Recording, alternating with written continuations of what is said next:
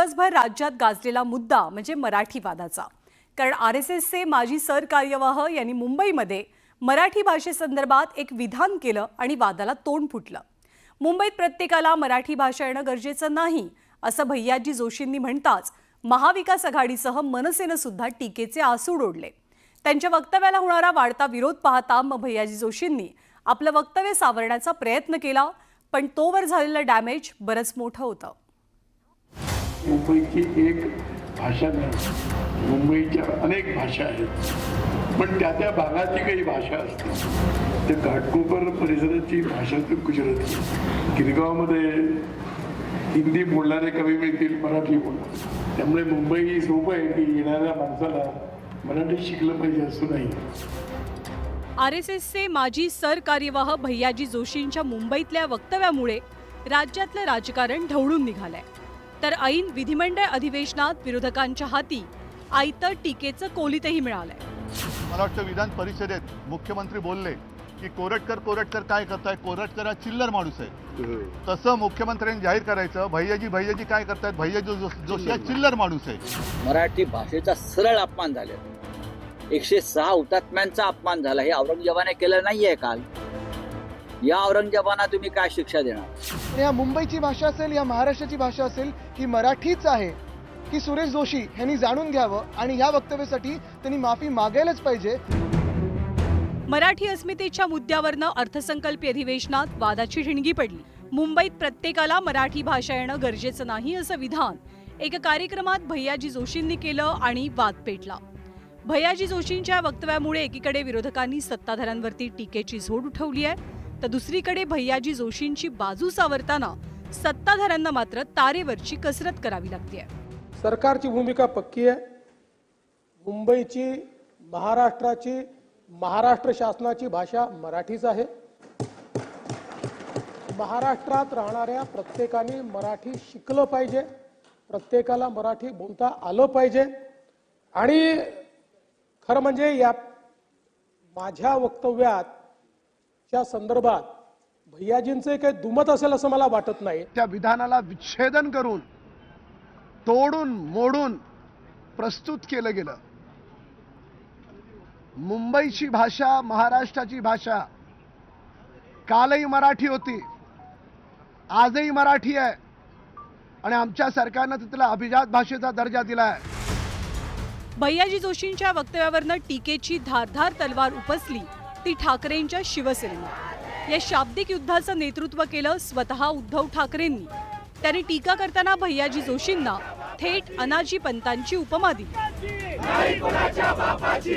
भाषावार प्रांतरचना देशाची झाली, आता ही मुंबईची भाषावार गल्ली रचना करतात की काय, आणि मग तोडाफोडा आणि राज्य करा, ही अत्यंत घाणेरडी आणि विकृत मानसिकता या निमित्ताने सगळ्यांसमोर आलेली आहे। काल ज्याप्रमाणे मला वाटतं विधान परिषदेत मुख्यमंत्री बोलले की कोरटकर काय करताय, कोरटकर हा चिल्लर माणूस आहे। तसं मुख्यमंत्र्यांनी जाहीर करायचं, भैयाजी काय करतायत, भैयाजी जोशी हा चिल्लर माणूस आहे।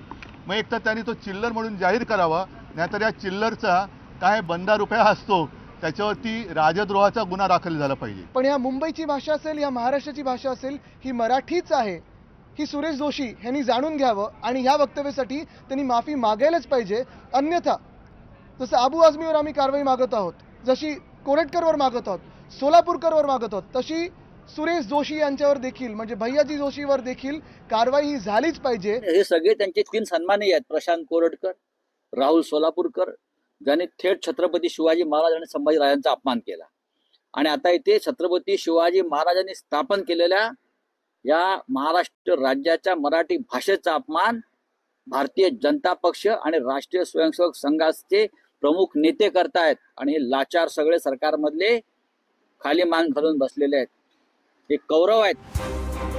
पण आपल्या वक्तव्यामुळे उफाळलेला वाद विचारात घेऊन भैयाजी जोशींनी आपल्या विधानाचा विपर्यास झाल्याचं स्पष्टीकरण दिलं।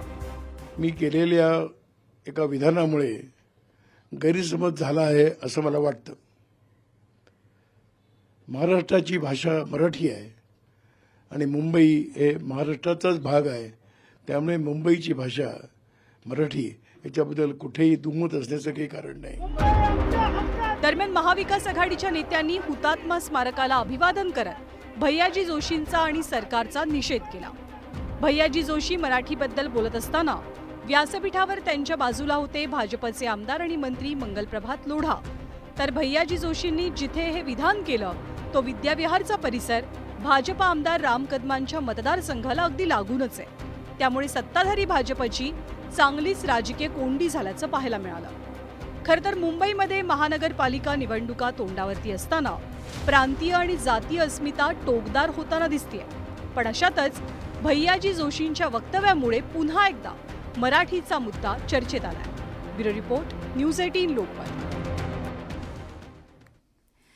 आणि भैयाजी जोशी यांच्या याच वक्तव्यावरनं वाद निर्माण झाल्यावर मनसे अध्यक्ष राज ठाकरेंनी सुद्धा भैयाजी जोशींच्या विधानाबद्दल सविस्तर भूमिका मांडली. भैयाजी जोशी यांच्या विधानाचा त्यांनी निषेध नोंदवलाय. या संयुक्त महाराष्ट्राची चळवळ, भाषावार प्रांतरचना या बाबींचा उल्लेख करतानाच भैयाजी जोशींच्या विधानामागे राजकीय कारण दडल्याचाही उल्लेख राज ठाकरे करतात. आणि यावरनं त्यांनी भाजपला काही जोरदार सवाल विचारलेत. दरम्यान वकील गुणरत्न सदावर्ते यांनी भैयाजी जोशींच्या वक्तव्याचं समर्थन केलं. तसंच त्यांच्यावरती टीका करणाऱ्यांवर गुणरत्न सदावर्ते यांनी निशाणा साधलाय. आज इंडस्ट्रीज किती प्रमाणात दुसऱ्या राज्यात जातात, का जातात? राज ठाकरे, तुम्ही राहता शिवाजी पार्कला, तुम्ही खूप मोठे काहीतरी आहात, त्याच्यातून तुम्ही शिवाजी पार्कमध्ये मोठा बंगला घेऊ शकता, परंतु सगळे सर्वसमावेशक लोकांचा विचार करा.